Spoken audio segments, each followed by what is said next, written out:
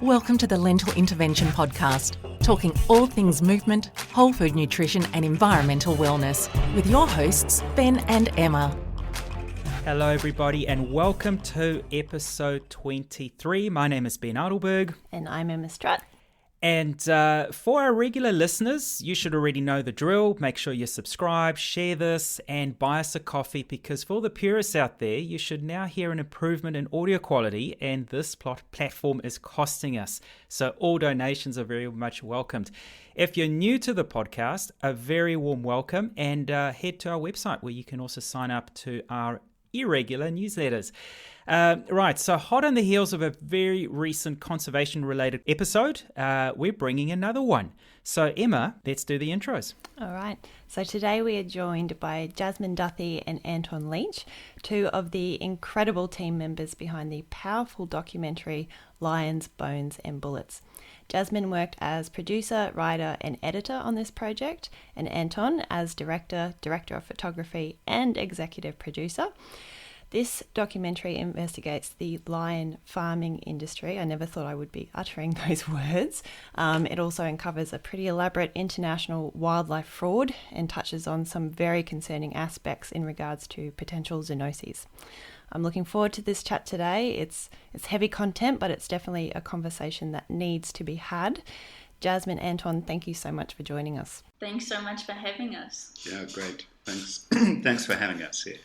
So, hot off the press, you've just attended your first premiere screening at the 60th Monte Carlo Television Festival. How did that go? Yeah, it was crazy. Monaco is, I don't know how you would describe it, kind of a elite kind of place. So it was filled with celebrities and movers and shakers in the film industry and the television industry. So it was a great honor that they invited us to come and have our premiere there and show that, you know, the issues of wildlife conservation are important even on those kind of levels. Yeah, I mean, it's a fully glitzy event, which is not something that we're very used to. You know, we're quite often in the bush or in horrible places filming horrible things, and to be in this kind of glitzy world was very strange. The other thing is there's a lot of influential people in Monaco, and I think what was really good about it was to meet people who can potentially help us, who have influence, who can hopefully get this film out to a wider audience, to the world. Yeah. So speaking of the film, you had quite a sizable team there, international, but a little bit of a New Zealand flavour by the looks of things. Tell us a little bit about your respective backgrounds and who's involved in making this film happen. It's really three filmmakers. So we met a prolific Penguin Random House author, Richard Pearce, just after he'd written a book about the South African lion industry called Cuddle Me, Kill Me. And we met each other, talked about the book, talked about the issue, because we have a background in wildlife docuseries, and we had already seen, there's a huge problem with the lions, and there's a big misconception about how much the canned hunting is responsible for the growth of the industry. But we could see that, the farms were just getting bigger, and really wanted to uncover why and what was the real driver behind it. So we met Richard and talked about making a short film, and then we quickly realized that there were too many loopholes in the story. The plot just got thicker, and we realized we couldn't uncover all of the disturbing elements within a short film, so we decided to go for a feature film. And then we were faced with the huge problem of how to fund a feature film, especially when we're dealing with such a contentious issue and there's agendas on both sides. So that's when we reached out to Peter Eastwood at the Tanglewood Foundation and other foundations and organizations around the world, with the condition that there would be no editorial influence. So we managed to fund the film to tell our own story, which has been really important to tell a fair and balanced investigation. And also the team is made up from all around the world. In COVID times, we actually got to make use of being able to collaborate with people in San Francisco and London and LA and Auckland, and other places, Bulgaria, Germany. So it was really great that everyone was getting behind this issue and dedicating their time to help make this happen. Now, Jasmine, you yourself, you're from a small town on the west coast of the South Island of New Zealand. Anton, you're from Cape Town? Well, South African at least, I know that. How did you guys meet? And how did you actually find, I mean, you talk about the collaborative approach, but you truly do have an international team. So you've spoken about your meeting and relationship with Richard Pearse, but how did you pull yourselves together? How did you guys meet and get involved in this industry? We were working on a gardening show together. In Auckland. And a small team. Jasmine was doing camera, I was doing camera. I mean, I think much like a lot of the things that we do, it's pretty much a one-man band. We do everything together. So from the camera to the sound, to the setups, to pretty much everything. We didn't edit the gardening show, but we met on the gardening show, and I think we just clicked really well. And then Jasmine asked me out, yeah. And then a few years later, we got married. Then a few years later, we got married, and the rest is history. We've been together now, I think, about 7 years. Yeah. And basically, we just work together. We do everything together. And, talking about the film Lions, Bones and Bullets, there are two sides to kind of filming things. One, you can have a small crew where you've got a sound guy and maybe you've got a director and a producer and a DOP, and but ultimately it's just the two of us, and that can cause some problems, and that can actually be an advantage. At times the less people you have, the easier it is to get into things and to make things more relaxed, because you're running around with a camera or two cameras and radio mics, and sometimes, especially in a film like this, with the content, with the people who are not professionals, you're interviewing, or you're just on the spot filming what's unfolding, and if there are too many people, you're not really going to get a real not performance, because they're not performing, they're not actors. You're not going to get a real kind of response from them. Yeah. So before we dive into the movie, let's just set this scene for the listeners a little bit in regards to the current situation of lion farming in South Africa. Like why did it start? Potentially talk to us a little bit about that livestock law that sneakily got amended as well. Yeah, and that was one of the most maybe disturbing things that we found out, was that this is such a new industry. We're talking about the last 20 years, 25 years, that, if you think about industries, the dairy industry, like, it goes back a long time. So, how did a country or a government allow this new industry to happen in a time when we're working towards conserving wildlife? So it was in the 90s that were the first reports about lion canned hunting, so lions that had been bred in captivity and were being shot. And then it was with Cecil the lion that was hunted in Zimbabwe, and then the international response, was very negative. How can you be shooting these lions?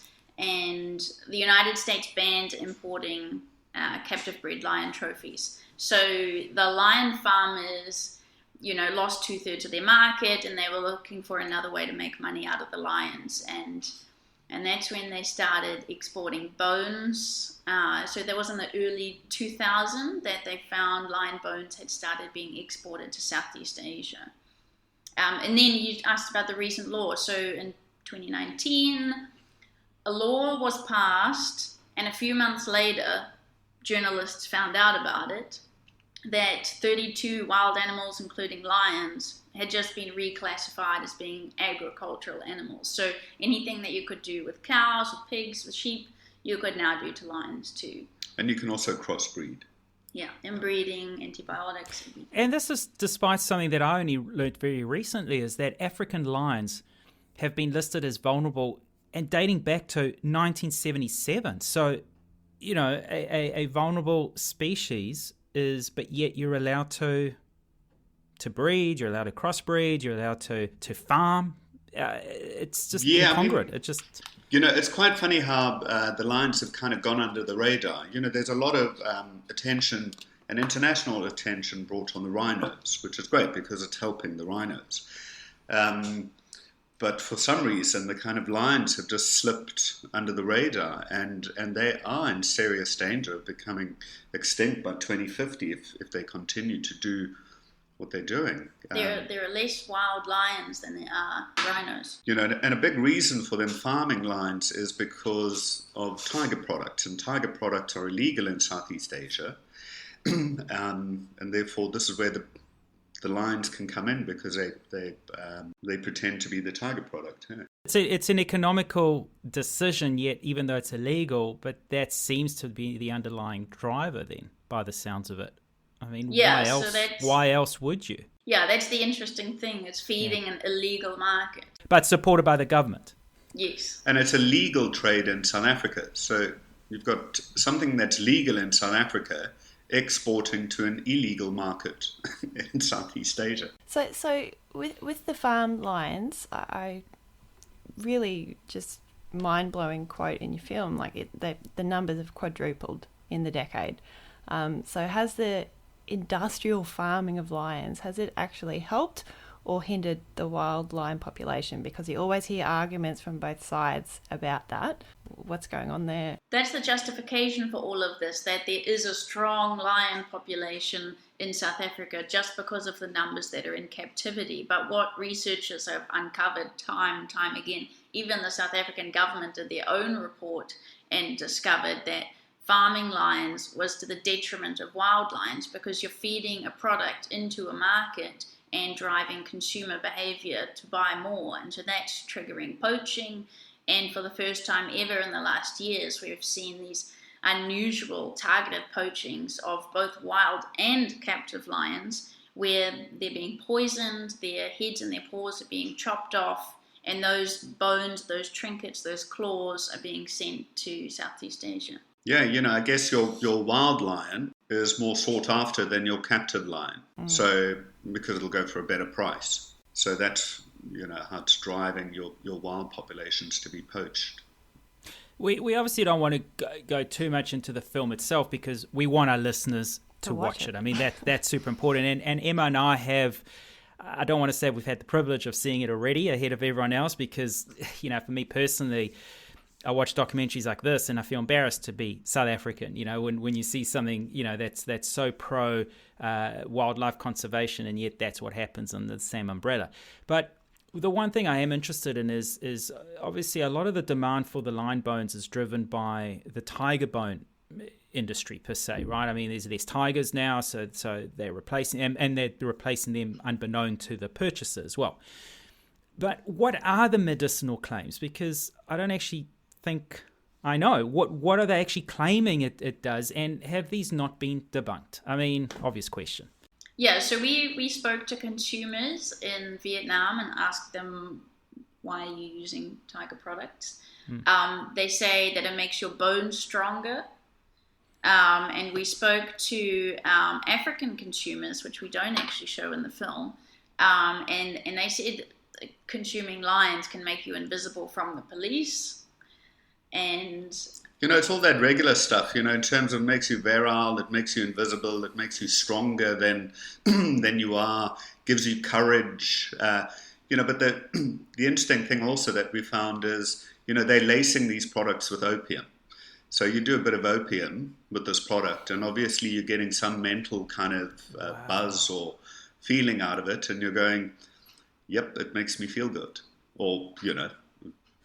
So in a weird way, it's not actually the supposed consumer driving that demand. It's the supplier creating the demand because, like you say, if you're lacing it with some opium, without it, you're not going to get a kick. So let's create. So it's basically an industry that's being created. And Jasmine, you've said like in South Africa, I did not know that. I mean, like you say, you didn't show that in the film, but so they're knowingly consuming lion bones. And wow, okay, I'm speechless. I'm just... Yeah, but that's a much smaller market. So we actually left it out of the film because it created confusion. That's not what's driving the demand. It's the potential billion customers in Asia. Oh, it's just a bit depressing to wrap my head around, to be honest. Now, on top of that, there's obviously the issue with disease.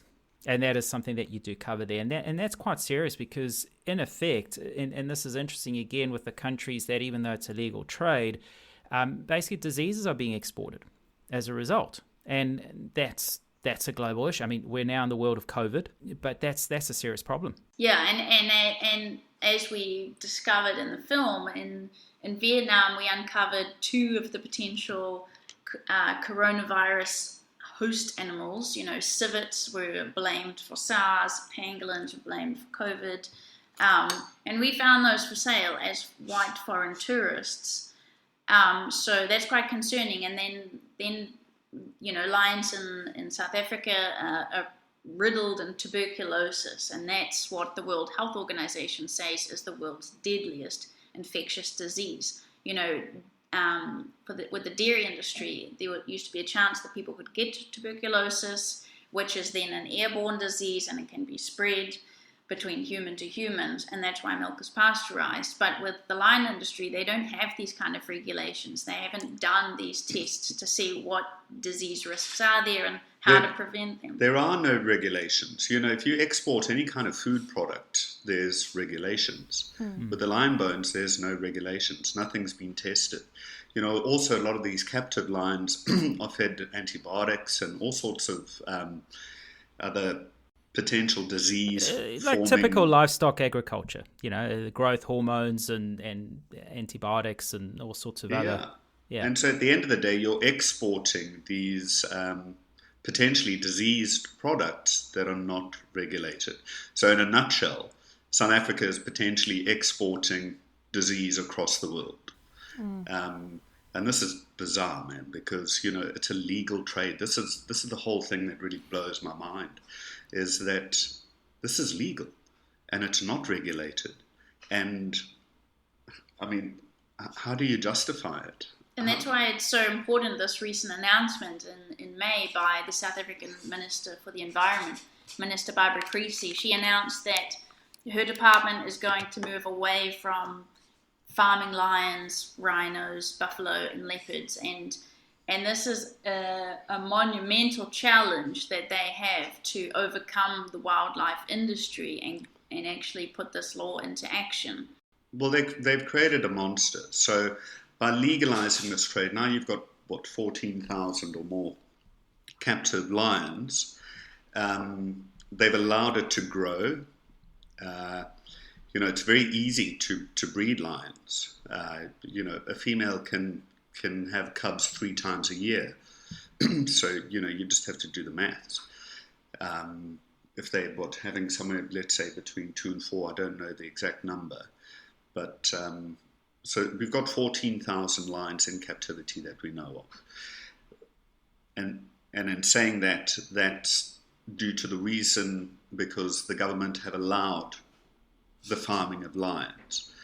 Now, if the regulations are changed and the laws come in, what do you do with these 14,000 lions? You can't, lions in captivity cannot go back into the wild.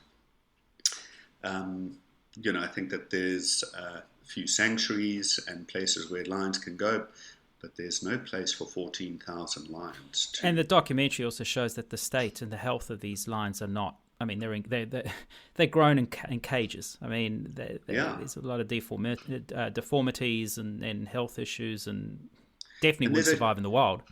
There's a huge expense to keep a lion, because lions live longer in captivity than they do in the wild. So there's a huge expense now, to keep these lions alive, living in the best conditions that they could in captivity. So they've got a huge problem on their hands. And I mean, there is this demand now because it's being created. And if this does get passed and lion farming then gets phased out, the demand's not going away. So what does that then mean for the wild lions? Exactly. Because that would exacerbate poaching, wouldn't it? Yes, for sure. And at the end of the day, it's like, well, who started that? Yeah. The government, by allowing ranching. So this is the whole point. They've created a beast. Now it's out of control. Now what the hell do you do? It shouldn't have happened in the beginning. But it's all about money, man. It's all about money. So... But there are solutions, like we uncover in the film, in terms of, international NGOs around the world are going to be able to pull in the financial resources to support the government to actually shut the industry down. Yeah, and I think what's very important for this film is also to get into places like Vietnam, Laos, China in particular, where we can educate people there to also show them, hey man, if you're going out and buying tiger product, well, it's probably lion, so it's fraud. And secondly, this is what they're doing to the animal in order to supply your product. So through education, we're really hoping that we can change that whole psyche of, and what we found really interesting is it's a lot of young people who are receiving this film and being very positive about it. I think it's very hard to change, let's say, old people in their culture. But of course, it's the youth that is the future. Absolutely. And hopefully this can be a real catalyst for Yeah. change there. Are you aware of any kind of educational campaigns around this issue at the moment within Asia, or is this pretty new? Yeah, I think a lot of local organizations and international organizations have been working on campaigns to drive awareness to lower consumer demand for these products. And we hope that our film will also be a tool in that regard. And we're doing specialist community screening, starting with a test screening we're doing in Vietnam soon with World Animal Protection, providing free screening so that we can try and reach a wide audience and get people to learn where these products are actually coming from, that there's actually this emotional connection to the actions that they're taking. Yeah, and we've got also a potential plan. Talk about that one where if you get a ticket, a free ticket. Yeah. So we've been working with organizations to host private little test screenings, and those are raising funds for free screenings in Vietnam and China. So we're halfway through translating the film into Vietnamese. The next step is traditional Chinese and simplified Chinese. We want to do screenings in Hong Kong and mainland China to get this film to the most critical audiences. I think that's a wonderful initiative, to try and use the might and the financial ability of the Western world, to help educate societies that actually need to see this, where usually that's a bit of a roadblock. But by making it free, you're taking one extra hurdle down. And I think that's a brilliant incentive for the rest of us to watch this when we can and where we can. And we'll get onto that shortly. But sort of just a couple more questions on the film itself. You talk about, and you've mentioned this, the importance of impartiality and independence, to create a credible film. And we've had that from other filmmakers as well. But personally, from the two of you, do you find that's sometimes difficult? Do you find sometimes your emotions sometimes, I wouldn't say get in the way, but it's quite, just viewing it myself, it's you just get angry and you just want to butt heads together and you want to do something. But again, like you said, you've got to be Switzerland here. You've got to be sitting on the fence and you've got to tell the story how it is. And I really like from with your documentary as well is you really do get both sides of the story, and that's really important. But yeah, do you have any sort of personal experiences around how you personally felt in that. Yeah, well, you mentioned anger. I mean, there's a lot of anger that drives it. You can go into these facilities, these breeding places, and you see how the animals are treated. And, I mean, that makes you angry, that pisses you off, and with that drive, you're going, people should see this because this is inhumane. This is not right. And then, of course, there's also a bit of intrigue because you're going, how did it get to this? And, filming in Vietnam and Laos, and you're looking for illegal product, and how easy it is for us white guys going in there and being able to get our hands on it. So there's a bit of that fascination going, you've got to be kidding me, man. It's so easy to get hold of these things. So a bit of anger, a bit of intrigue. There's also a bit of adrenaline because, I like to push the topic and see what you can get out of people and see how far they're prepared to go. It's also, it's amazing to find people who actually believe that they're doing something that's not wrong. In the film, there's a particular line in a lion ranch where he's going, the lions are just like in the wild here, but, the only difference is the cages. And you're going, are you for real, man? I mean, of course, when we're filming it and we're hearing him say this, I'm going, great, this is gold, because, these statements are just absurd.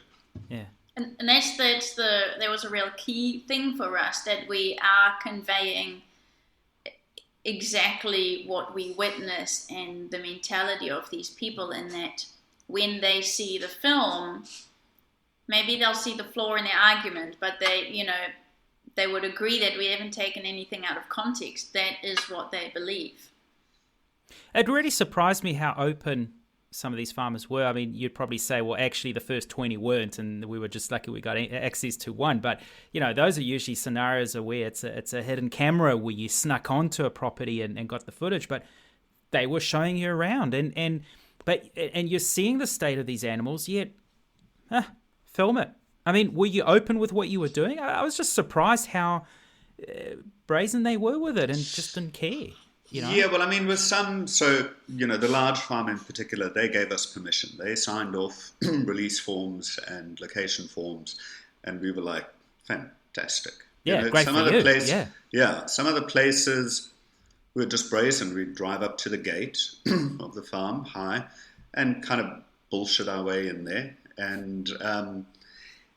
But honest. Yeah. We said we're international documentary makers. We're doing a film about predator breeding in South Africa.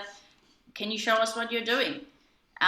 Open camera, identification on us. Yeah, and a lot of it is also, you've got to run around pretending you're like a tourist. So you have that confidence of going, this is for personal use. and unfortunately, you have to play two sides. So when you're going into the ranches, you've got to pretend that you're like applauding or agreeing with them, going, this is a fantastic facility. What you're doing here. Wow, check that out. You've got guns and big fences. And you're just feeding the ego. I mean, yeah. It's... And the moment you start bringing up, especially with the Vietnamese and tigers, and you're like, amazing animals. You've got however many of them, and you're thinking they're in small cages, and you think that this is really cool, and you're like going, wow, man, you're really cool. But deep down inside, you're also like going, man, I just can't wait to show people what a fool you are. Yeah. So how do you unpack all of that? Like, after the film's done, do you need to go out and have a therapy session to talk this through? Like, how do you kind of deal with that? That's pretty hard to suppress down for so long as you're, following that. Yeah, trial. well, look, this film has taken us over 3.5 years to make. And before, like Jasmine mentioned, we've done previous television series. So we're desensitized to it by now. I think I've been involved with the lion issue, if you like, on film for over 10 years now. And how do you kind of de-stress afterwards? I think it's just this innate belief that you can hopefully make a change. So you kind of live with that. And I mean, having the premiere the other day, it was just such a relief to finally get the film out and for people to see it. So I don't know if we have actually stopped to take a breather. No, I think what's happened is just with every different stage of the film, like it evolves into the next step. We were doing filming, and then we had 300 hours of footage because we also had an extensive archive. How do you write that into a film script? Going through the editing process, going through, making customized graphics and animations that were made in Auckland. The sound mix, the surround mix, and each phase, and now it's the marketing and the release of the film, and so we just keep shifting gear, and I guess getting refreshed, getting a new breath of air from the new stages. But it is tough to live through a project for so long. Like, we joke with each other, we could have got a degree by now. It's and one of the other sort of comments that struck me in the film was when one of the ranchers, a white farmer, says that outsiders or Europeans shouldn't be looking in and forcing their views. So the NGOs and people like us, criticizing. Yet he's the white European that came and forced his way on African land, and yeah. It's just unbelievable. But I really appreciated having Mangosuthu Buthelezi, someone that's quite respected in parts of South Africa, at least, or the region where I come from, at least, KwaZulu-Natal. But his comments were testament to the issue and that it's a problem. So yeah, I mean, he says a funny line. This is Africa, this is our land, and you're going, we live on the planet, dude. Nobody owns the whole planet, and animals have just as much right to be on the planet than people do. So if you think that you own a particular space of the world and that you can do whatever you like with life, well, you're living in a bubble. I'm really trying not to swear. Yeah. No, let it all out. If this is your therapy session, let... But that was key for us, that it's exploitation on so many levels, including African workers and traditional African beliefs. Yeah, and that kind of arrogance to kind of state we can do what we want because this is our continent. I mean, it's bizarre. It's this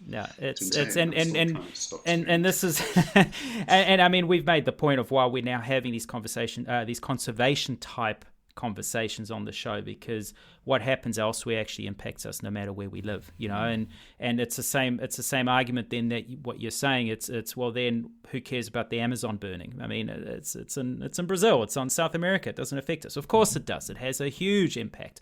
And wildlife, and we've spoken now of disease being exported, and but also if you remove a certain part of the ecosystem of a continent, then that'll will affect the rest of us. So yeah, we should all care, and it does all matter. And like you say, no one has a right to own a component of that. Yeah, well, and each continent has its own animals, unique animals, so to say.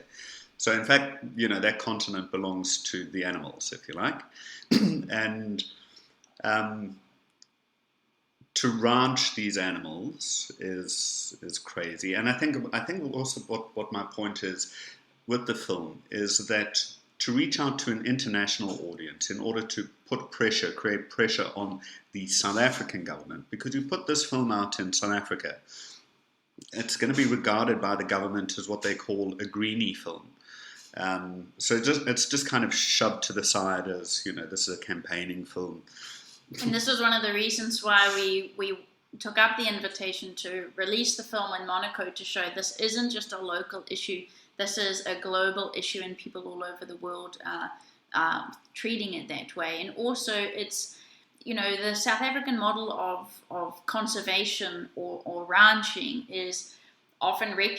replicated across Africa.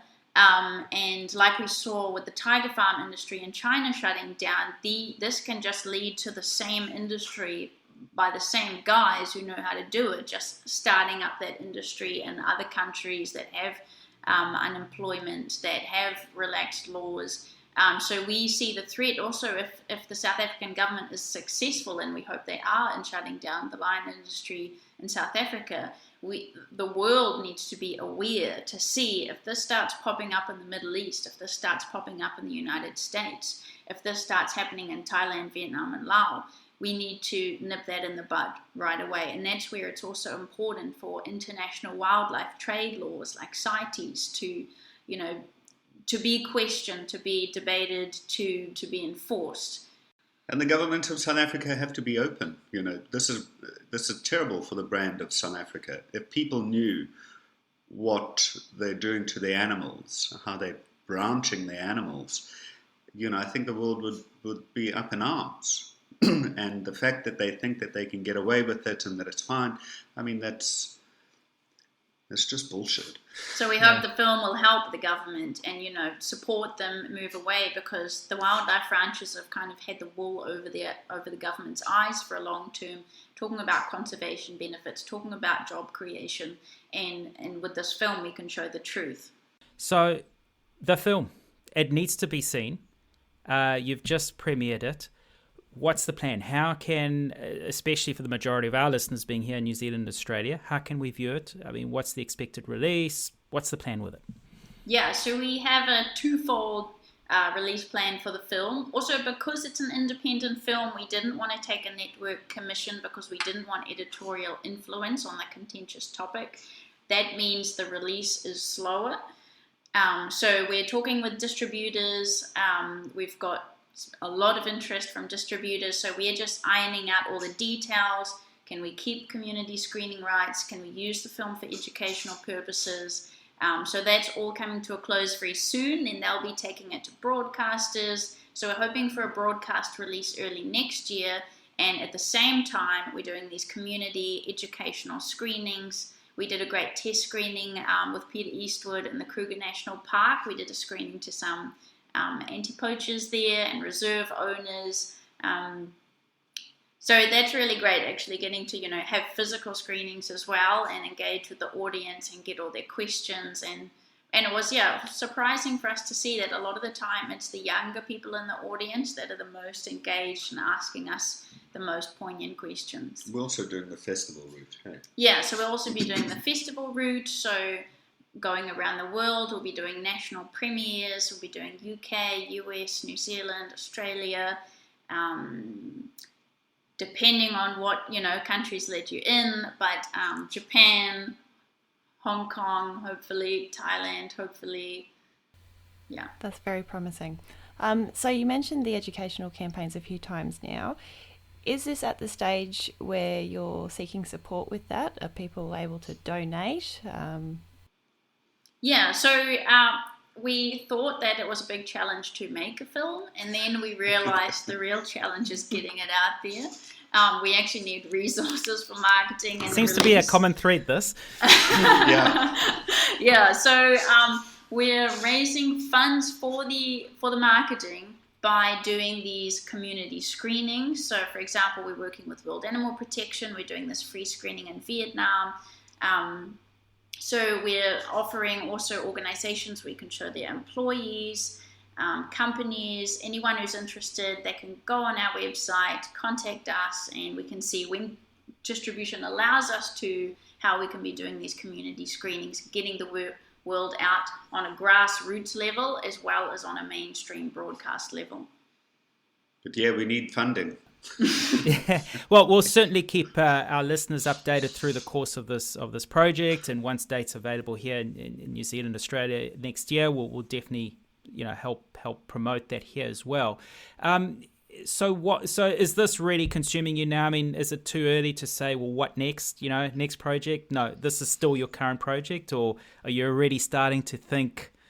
We've spoken to a lot of other great filmmakers, like the filmmakers of Strip and of Kangaroo and Bloodlines, and they all tell us how you have to devote yourself to the release of this, because no one's going to push this film like you are. You can't leave it up to a distribution company to get the film out there when you can push it yourself. So for me, I'm looking at the next 2, 3, 5 years, just letting this film, do the best job it can. Yeah. Well, it's we're certainly we got this lesson from the ladies behind Strup, and it's being reaffirmed by yourselves that it's easy for us to sit on the couch and watch an amazing documentary, whether it's a feel good thing or a reality check on what's actually happening, but it's a common thing. What starts off with a 6-month project becomes a 3-year filming exercise, and then it's the years that follow, and sometimes we wonder, well, this was filmed 3 years ago, why am I only seeing it now? Because there's an incredible amount of work that goes behind creating an independent, not a Netflix or National Geographic, but an independent documentary, and the support is absolutely warranted, and these filmmakers like yourselves deserve it. So any support by way of donations, supporting the film screenings, we can only encourage our listeners to get behind. We'll put the links of the website to get on, learn more about it, and make a small donation. I mean, these documentaries are so important. We've learned about rhinos, we now learn about lions, these other animals at the same peril. So it's hugely important. So we want to really, really thank you for your time. We know how incredibly busy you are, and we've had to fit you in between all these travels of yours. You're now sitting in Nice, so we'll let you get to the beach if you've got time for that. But no, thank you so much, and to give us a little insight into the film, and we really hope to get in touch again when it's out, and get the word out. Thank you so much for having us. Honestly, it's really such a pleasure that people are interested and want to talk about it. The other thing that I find really interesting is you've got shows on Netflix like My Octopus Teacher, Seaspiracy, Strup. I think people are beginning to wake up and engage in informative documentaries. It's very easy to watch Thor or something, but Lions, Bones, Bullets, got to watch that too. Absolutely. Yeah, they are important for sure. So thank you so much. Great. Thanks so much. Thanks, guys. Cheers. Cheers. Bye. Thank you for listening to the Lentil Intervention podcast. If you found this interesting, make sure you subscribe and share it with your friends.